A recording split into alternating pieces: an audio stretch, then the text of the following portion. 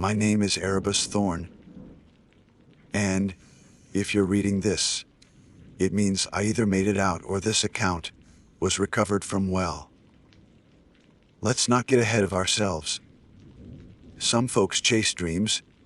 I was chasing oblivion, or at least a quiet corner of it, where the ghosts of my past couldn't quite reach.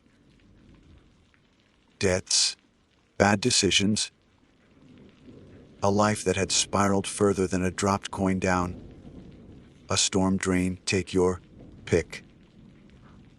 All I wanted was a place where I could be a shadow, anonymous, and earn enough to keep moving. The irony of finding this particular job, seeking a twisted kind of peace, isn't lost on me now. The ad was a faded printout tacked to a dusty bulletin board in a town that itself felt like a forgotten memory. Night attendant wanted. Starlight Oasis gas in go. Remote location, excellent pay. Inquire within.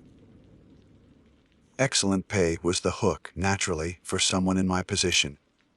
The remote location part sounded like a bonus. The Starlight Oasis, I soon learned, was less an oasis and more a solitary, flickering ulcer on a rarely traveled stretch of Arizona highway, somewhere near the desolate foothills that bled into the Mogollon Rim country. It was the kind of place where the silence was so profound it felt like a physical presence, a vast, dark ocean pressing in from all sides. The high pay, in retrospect, should have been the first red flag. A siren song luring the desperate onto the rocks. But desperation, as they say, makes for poor eyesight. I figured the isolation, the sheer emptiness of the Arizona night, would be a balm. A chance to reset, to disappear into the landscape. What a fool I was. The sanctuary I sought was a carefully baited trap, and the quiet I craved was merely the held breath before a scream.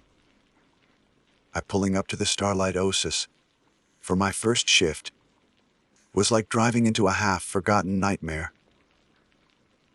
The sun had blilled out of the sky hours ago, leaving behind a bruised purple canvas pricked with an impossible number of stars, beautiful, yes, but also cold and terrifyingly distant. The station itself was a relic. A single, sputtering neon sign proclaimed, STRLGOSIS. Half its letters dark, the others buzzing like trapped insects. It was the only point of artificial light for what felt like 100 miles in any direction. The air was still and carried the faint, dry scent of dust and creosote. The hum of the ancient drink coolers, a mournful dirge against the immense, oppressive silence of the desert. Why, even before I kenjan of my dying Seddon, I felt it, that prickling sensation on the back of my neck, the distinct, irrational certainty of being watched from the impenetrable darkness that ringed the small pool of light cast by the station. The man I was replacing, Silas, was a caricature of a haunted soul. Gaunt, with eyes that twitched like cornered animals, he practically threw the keys at me. His movements were jerky, hurried, his gaze skittering away from mine, as if eye contact was physically painful.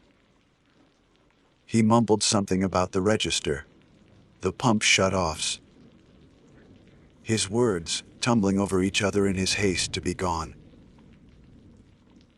There was a palpable aura of fear clinging to him, thicker than the stale cigarette smoke that permeated his clothes.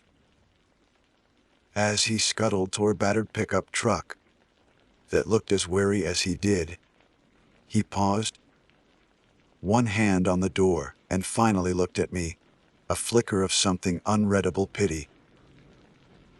warning in his eyes.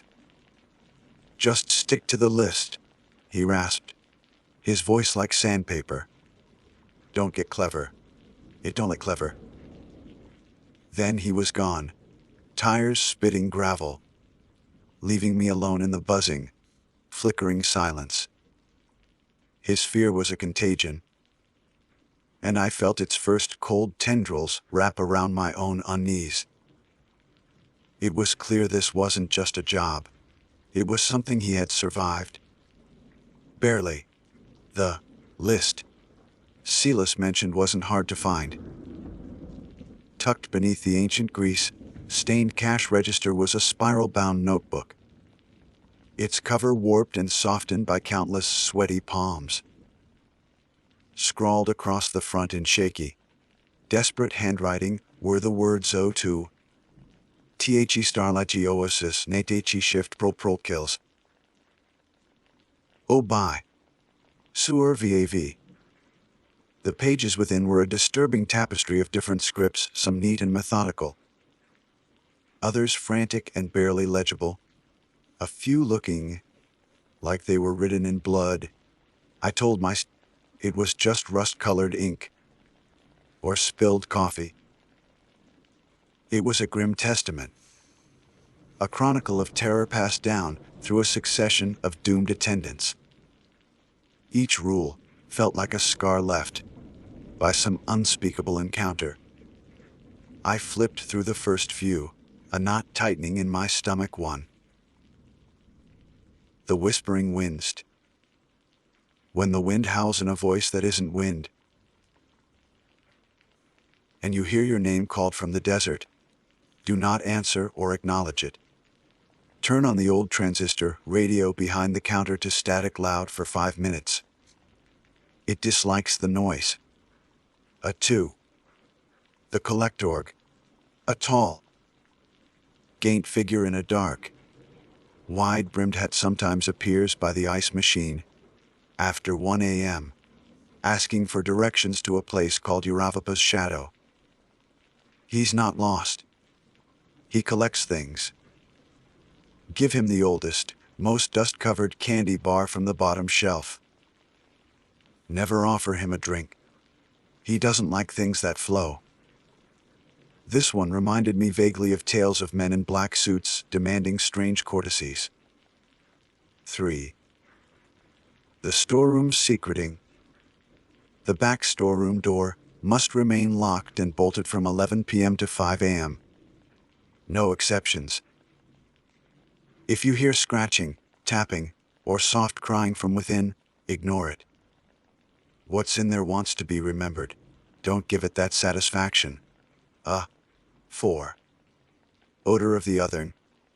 If you smell a sudden, overpowering stench of decay mixed with burnt ozone and something like wet dog or dead fish, a smell some local tales attribute to the Arizona Bigfoot or Mogollon Monster, check the circuit breaker for pump 4 immediately.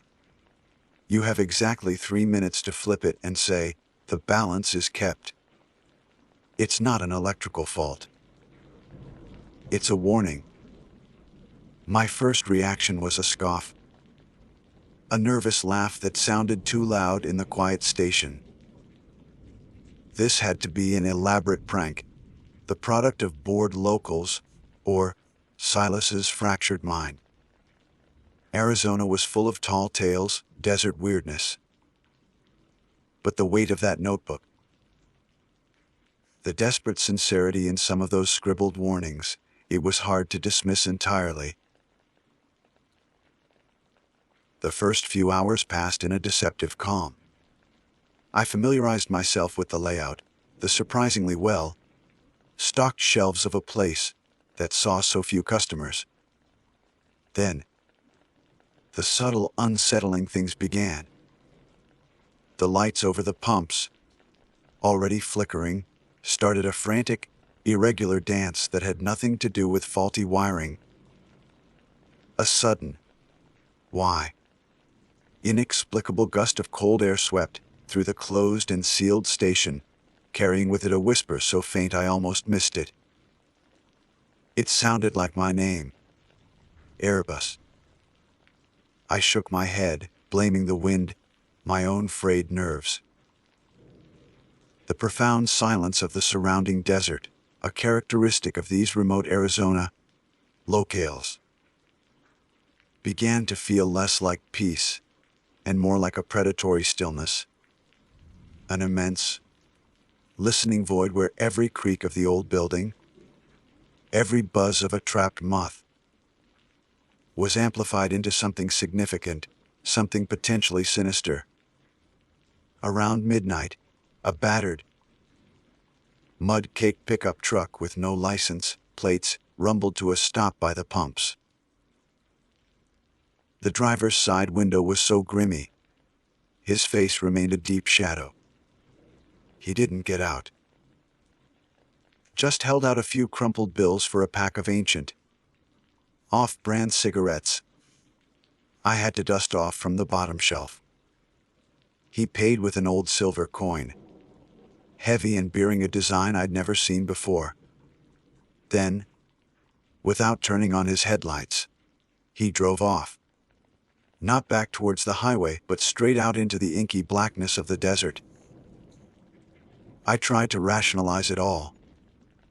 The lights, bad wiring, the whisper, the wind playing tricks, the strange customer, just some local eccentric. But each rationalization felt thinner than the last. A fraying rope against a rising tide of unease. The isolation was working on me, no doubt amplifying every fear, every doubt. This slow erosion of my skepticism, this chipping away at the walls of my disbelief, was just the beginning. The starlight oasis was just starting to show its teeth. And the rules in that grimy notebook were about to become the only thing between me and the abyss. The longer one set of these subtle events, as some theories of horror suggest, was merely drawing out the suspense, coiling the spring ever tighter before the true horrors would uncoil. The clock on the wall, a cheap plastic thing with a cracked face, ticked with agonizing slowness towards 1 a.m. Each minute felt stretched, pulled taut like old leather. We soon discovered why. The initial unease had solidified into a knot of genuine anxiety in my gut. I kept glancing at the notebook, its pages filled with the frantic scrawls of those who had come before me, a chorus of warnings from the edge of sanity. The desert night, once a symbol of escape, now felt like a cage, its vast emptiness pressing in, alive with unseen possibilities. It was shortly after the hour struck that the wind picked up. Not a natural desert breeze, but a low, mournful howl that seemed to snake around the corners of the station, probing for entry. It carried with it that same faint, almost inaudible whisper I'd heard earlier, but this time it was clearer, more insistent. Erebus, come out, Erebus. My blood ran cold. It wasn't just a voice. It was a grotesque mimicry of my mother's. A voice I hadn't heard in years, twisted into something cloying and predatory. This was Rule A11, the Whispering Winds. My hand, slick with sweat, fumbled for the ancient transistor Radio Silas had pointed out, tucked away on a dusty shelf behind a row of faded motor oil bottles. The rule was expliciting: turn on the old transistor radio behind the counter to static loud for 5 minutes. It dislikes the noise. With trembling fingers, I twisted the dial. The radio crackled to life. A harsh, abrasive shriek of static filling the small station. The whispering outside faltered, then seemed to recoil, the wind's unnatural moan, dissolving into a frustrated sigh before fading back into the regular night sounds. 5 minutes. I timed it on my cheap watch. The static grating on my nerves, but a small price to pay if it kept that voice at bay. The silence that followed was heavy, charged. The prank theory was officially dead and buried. My heart was still hammering when I saw him, standing by the ice machine, just as Rule A2 predicted. The collector. He was tall, impossibly gaunt, a silhouette against the faint glow of the distant highway. A wide-brimmed hat cast his face in impenetrable shadow. But I could feel his gaze, cold and assessing. He didn't move, didn't make a sound, just appeared, asking for directions to a place called Haravapa's Shadow. The notebook warned. He's not lost. He collects things. Give him the oldest, most dust-covered candy bar from the bottom shelf. Never offer him a drink. He doesn't like things that flow. My breath hitched. Aravapa. Why? I'd heard whispers of that name in relation to the Mogollon Rim. Tales of lost Apache gold and unexplained disappearances. The figure by the ice machine finally spoke, his voice a dry rustle, like dead leaves skittering across asphalt. Directions to Aravipa's shadow. My mind raced. The bottom shelf. I remembered seeing a few fossilized looking candy bars down there when I was stalking earlier. The kind that had probably been there since the Nixon administration. I grabbed the most ancient, dust-caked specimen, a petrified chocolate log of some forgotten brand, and walked slowly towards the door, my legs feeling like lead. I didn't dare open it fully, just cracked it enough to slide the candy bar out onto the grimy concrete. This is all I have, I managed, my voice barely a croak.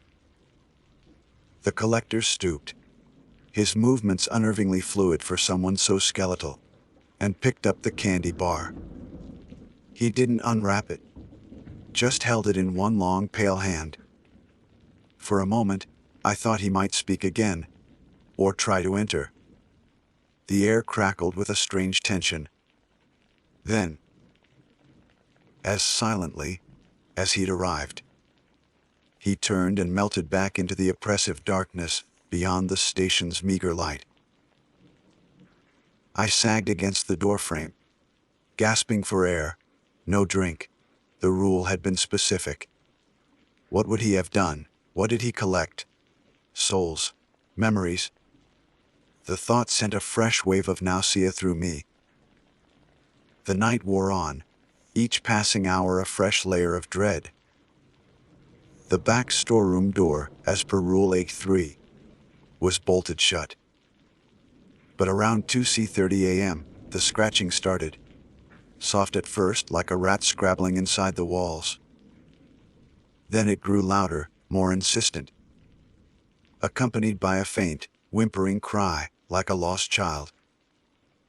Ignore it, the notebook commanded. What's in there wants to be remembered. Don't give it that satisfaction. Easier said than done. The sounds were designed to pluck at the most basic human instincts, to investigate, to help. My imagination conjured terrible images of what might be trapped in there, what horrors previous attendants might have faced or, worse, caused. The psychological toll was immense. The isolation of the station became a pressure cooker for fear and paranoia. I found myself humming, talking to myself. Anything to drown out the pathetic, heart-wrenching sounds from beyond that door. Then came the smell. Rule 8 for the odor of the other. It hit me like a physical blow, an unholy trinity of decay, burnt ozone, and something rank and musky, like a wet dog that had rolled in weak, old roadkill. Local legends sometimes attributed such a stench to the Mogollon Monster, Arizona's own Bigfoot, a creature said to roam these desolate parts, leaving terror in its wake. The rule was precising. Check the circuit breaker for pump 4 immediately. You have exactly 3 minutes to flip it and say, "The balance is kept." It's not an electrical fault. It's a warning. A pump 4. My eyes darted to the bank of ancient circuit breakers on the wall near the storeroom. The smell was getting stronger, making my eyes water, my stomach churn. 3 minutes.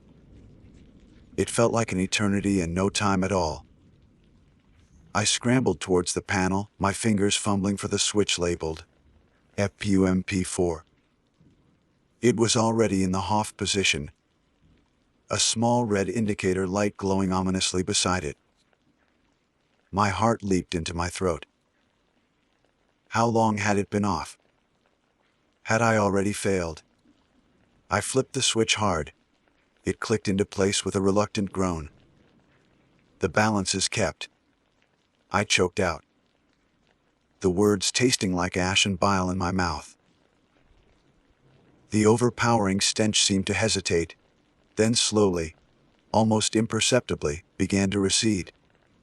The air cleared, leaving behind only the usual smells of dust, old coffee, and my own fierce sweat. I leaned against the wall, shaking, my gaze fixed on that circuit breaker. A warning. But for what?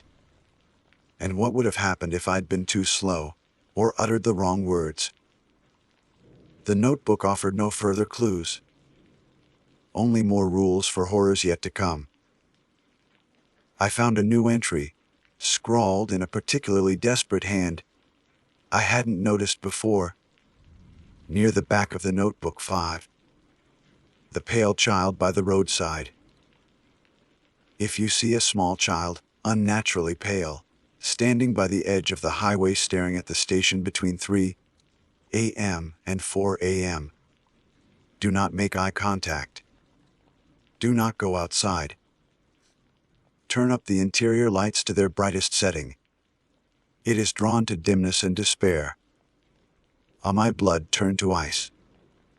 3 a.m. was approaching. The rules weren't just a list. They were a script for a play. I was unwillingly starring in, and the curtain was rising on the next act. The Starlight Oasis wasn't just a gas station, it was a nexus, a feeding ground, and I was the bait.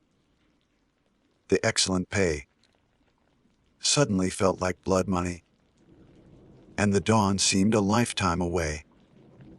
The discovery of the monster, as Carol's theory might put it, was no longer a singular event.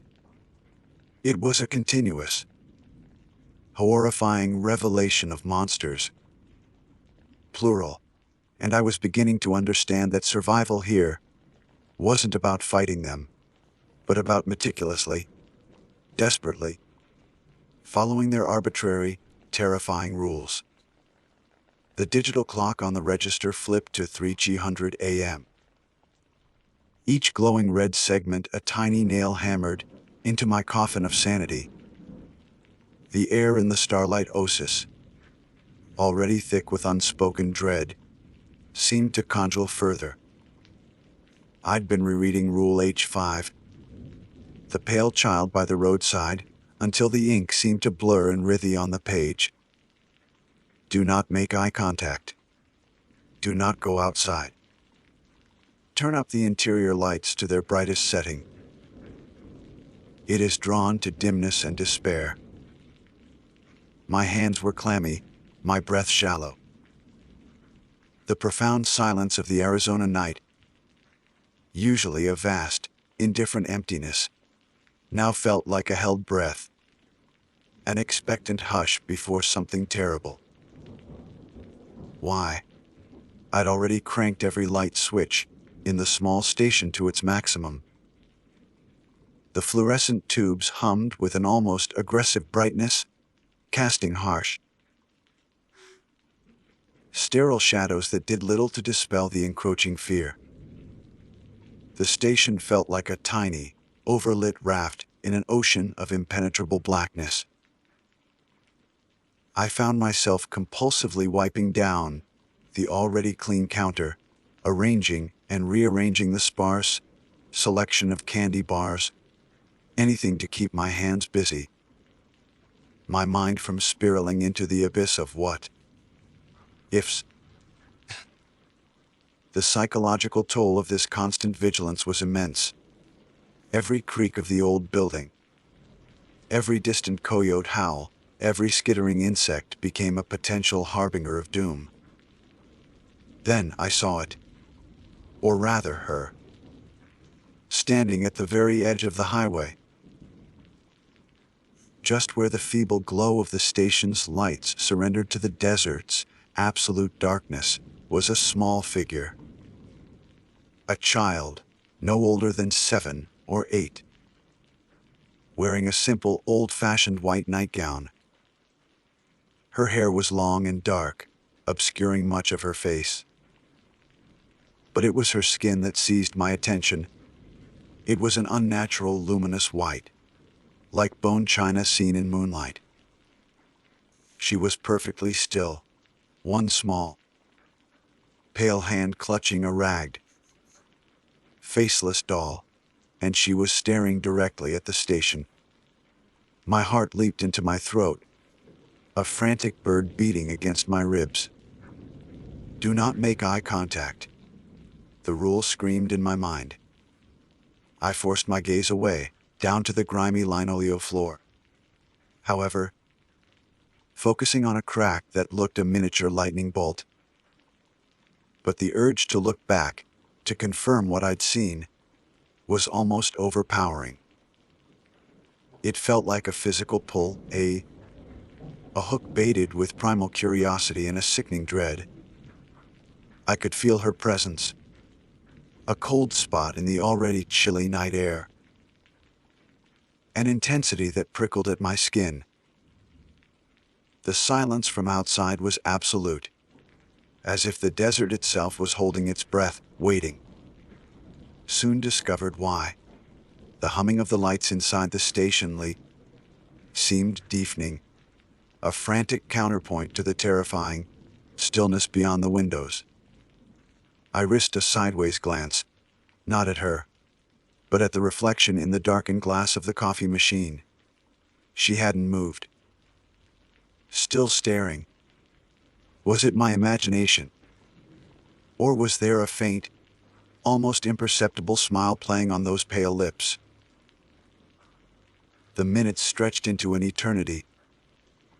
My muscles ached from the tension. I kept my eyes down, fighting the urge to look, to scream, to do anything other than what the rule dictated. The despair the rule mentioned, I could feel it. A cold, heavy blanket settling over me. This place, this job, it was a magnet for such things. After what felt like a lifetime, but was probably only 10 or 15 minutes, I chanced another indirect glance. She was gone. Why? Vanished as silently and completely, as if she'd been a figment of my overwrought imagination. But the cold spot lingered, and the image of her pale, staring face was burned into my retinas. I let out a shuddering breath I hadn't realized I'd been holding, my body trembling with reaction. This wasn't just about following rules. It was about surviving encounters that chipped away at your very soul. Shaken, I turned back to the notebook, my hands still unsteady. There were more rules, of course, each one a fresh horror. one written in a spidery, elegant script I hadn't noticed before. I caught my eye. 6. The midnight radio song. At exactly 3:33 a.m., the old transistor radio will turn itself on and play a song. It will not be static this time. You must listen to the entire song, no matter how unsettling. Do not turn it off. Do not leave the counter. When the song ends, you must say, "I thank you for the music." If you hear a reply, even a whisper, Rule 11 will come into effect immediately. 3:33 a.m. I glanced at the clock. 3:28 a.m. My stomach twisted. Another arbitrary, terrifying ritual. What kind of song? And what was Rule 11? I flipped through the stained pages, but Rule 11 was missing. The page torn out, leaving only a ragged edge. A cold dread, sharper than before, pierced through me. The unknown was often worse than the stated threat. The scratching from the storeroom, which had subsided for a while, started again, louder this time, more frantic. It was accompanied by a low, guttural growling, a sound that vibrated through the floorboards. Rule of 3. Ignore it. Felt increasingly adequate. What if whatever was in there finally broke free? The thought of facing that on top of everything else. The clock hit 3:33 a.m. As if on cue, the old transistor radio crackled to life. Not with static this time, but with music.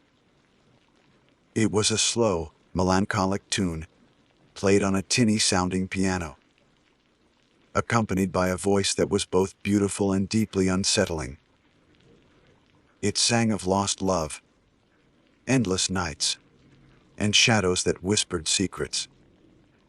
The melody was haunting, but it was the lyrics, and the way the voice seemed to crack with an ancient sorrow that burrowed under my skin. It felt personal, as if the song was meant for me, a lament for a fate I was only just beginning to understand. The isolation of the starlight oasis, the endless, star-dusted Arizona sky outside seemed to press in, making the small station feel like the only point of existence in a universe of sorrow. The song seemed to last an eternity.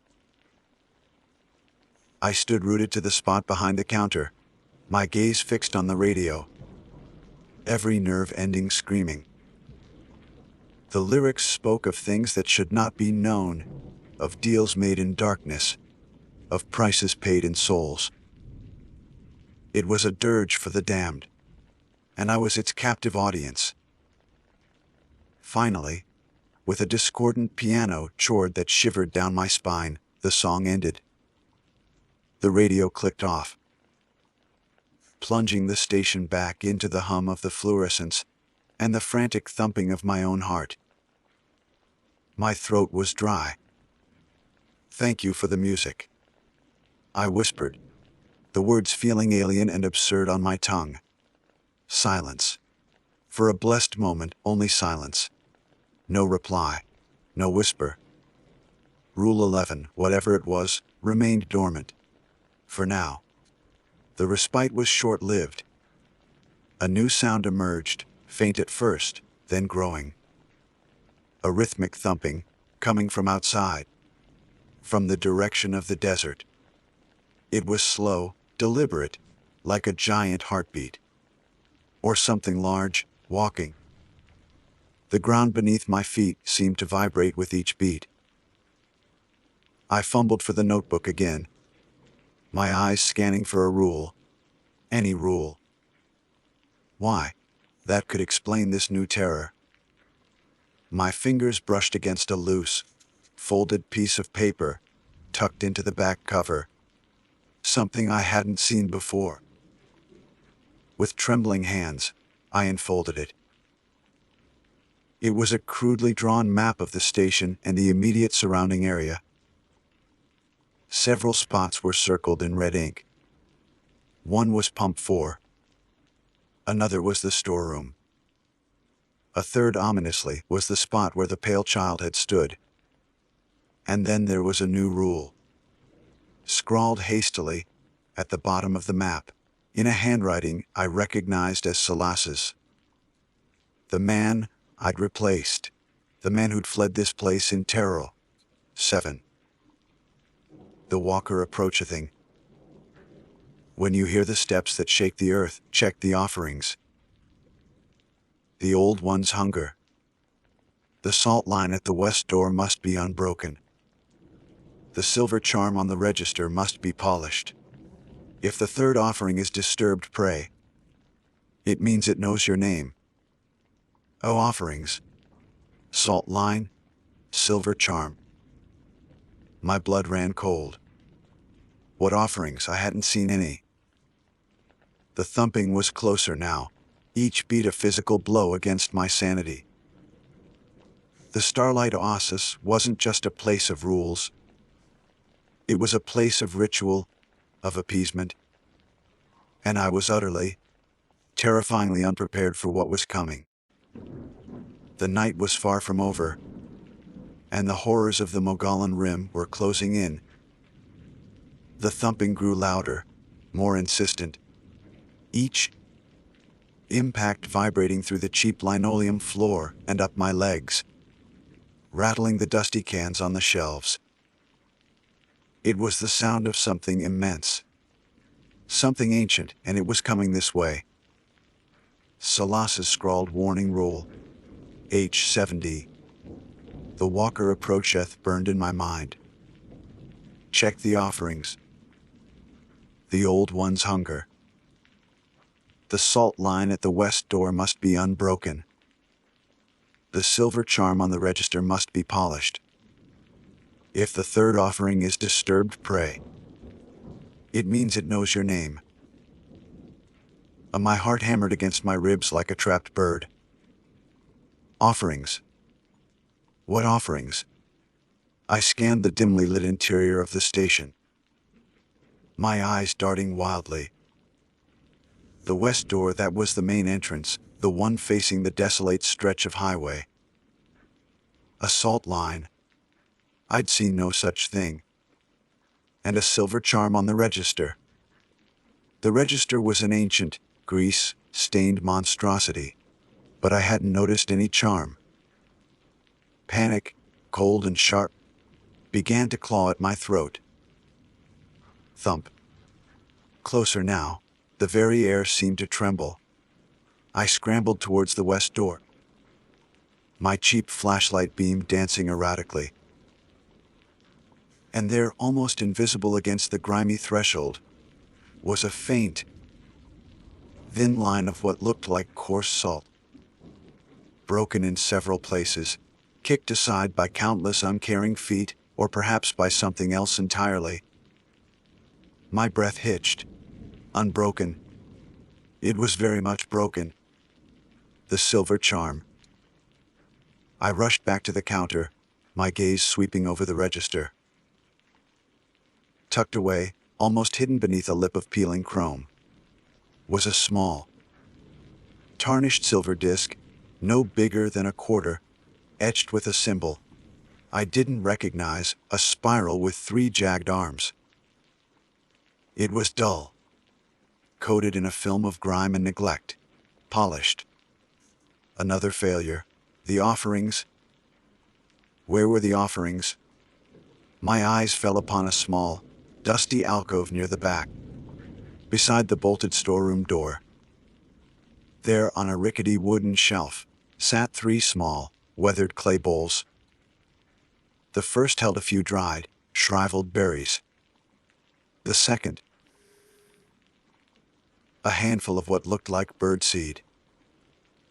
The third bowl was overturned, its contents small, polished stones, like river pebbles scattered across the dusty floor.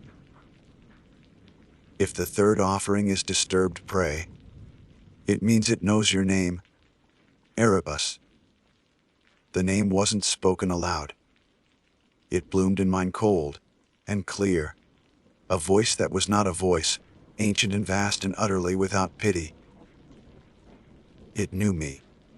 The walker. The old one. Whatever it was aware of my presence, my specific identity.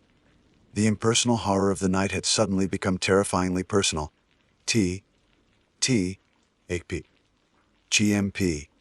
It was outside. Discovered why. The ground shook with such force that a jar of pickled eggs fell from a high shelf and shattered on the floor, the vinegary stench momentarily cutting through my fear. The fluorescent lights flickered violently, then died, plunging the station into near total darkness, save for the weak beam of my flashlight and the cold, indifferent starlight filtering through the grimy windows. I was frozen, a rabbit in the path of an oncoming truck.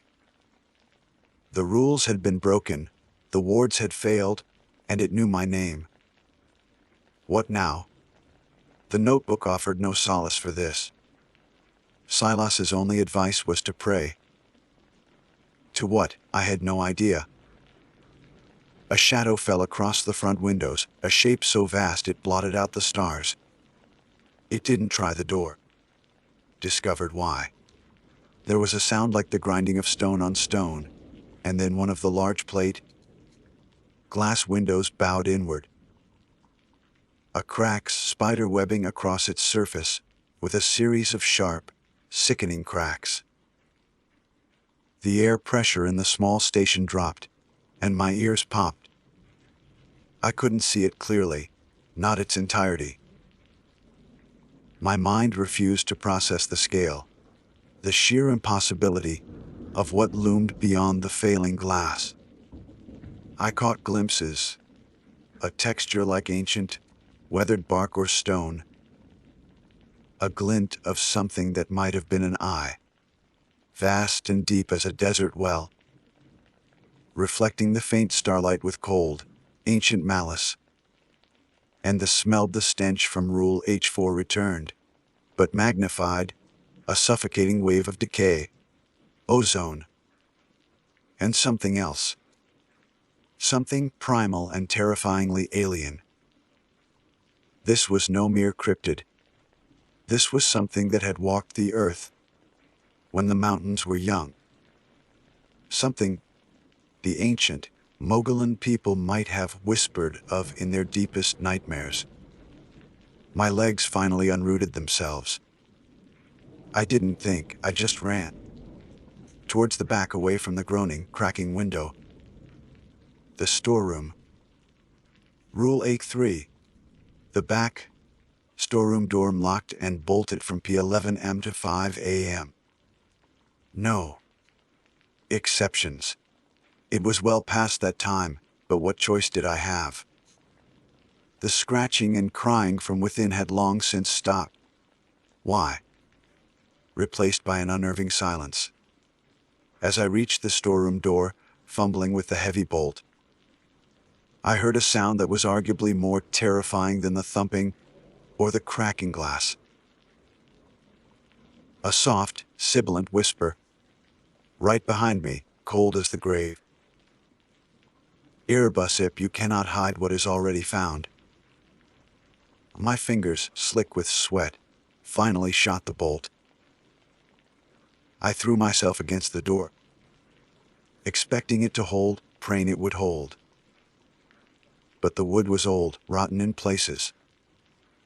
With a sound like a thunderclap, something immense struck the front of the station.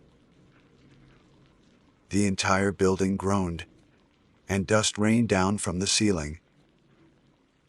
The window didn't just break. It exploded inward in a shower of glittering shards. Then another rule surfaced in my memory, one I'd skimmed over, written in a cramped, spidery hand on a page stained with something dark. 8. The shattering. If the integrity of the station is breached by an outer presence before the first light, seek the iron heart. It offers one refuge or one weapon. Choose wisely. Its price is a memory you hold dear. What the Iron Heart? What in God's name was that? My flashlight beam, shaking violently, swept across the storeroom. It was packed with the usual gas station detritus, boxes of expired snacks, cleaning supplies, old tires. But in the far corner, half hidden beneath a dusty tarpaulin, was an old, cast iron wood-burning stove, its belly cold and dark. The Iron Heart. It had to be. Refuge or weapon. How could a stove be either? The sounds from the main station were horrific, the splintering of wood, the screech of tearing metal, and a low, guttural growling that seemed to vibrate in my very bones. It was inside. It was hunting. I scrambled towards the stove. There was a small, latch door on its front. I wrenched it open. Inside, nestled on a bed of ancient ash, was not firewood, but a single, heavy, rust-pitted iron crowbar. A weapon. And beside it, a small hollow space, just big enough for a man to curl into. Refuge, the choice. The price. A memory. The walker was getting closer. I could hear its heavy, dragging footsteps, the rasp of its breath. There was no time, weapon or refuge, to fight something so vast, so ancient, seemed like suicide. But to hide, would it be enough? My mind, fractured by terror and exhaustion, latched onto the most potent image of defiance it could conjuring my mother's face. Not the twisted mimicry of the whispering winds, but her real face, smiling, telling me to be strong. A memory I held dear. I grabbed the crowbar. It was heavy, cold. A pathetic defense against the nightmare that was tearing the starlight oasis apart. As my fingers closed around the iron, I felt a sharp, cold pang in my chest. A sense of profound loss, as if a vital part of me had been scooped out. The image of my mother's smile flickered, then faded, leaving behind a dull ache and a terrifying blankness where warmth had been. The price was paid.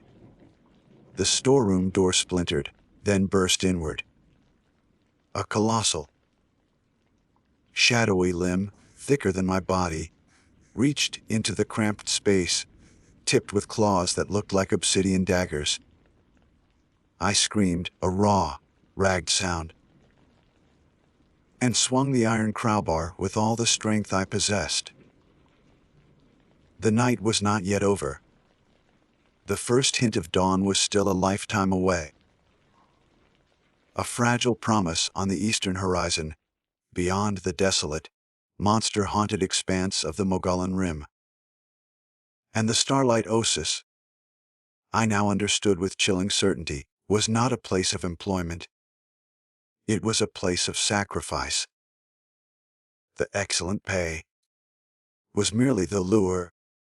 Why? The bait for the next desperate soul to feed the ancient hungers that stirred in the Arizona darkness.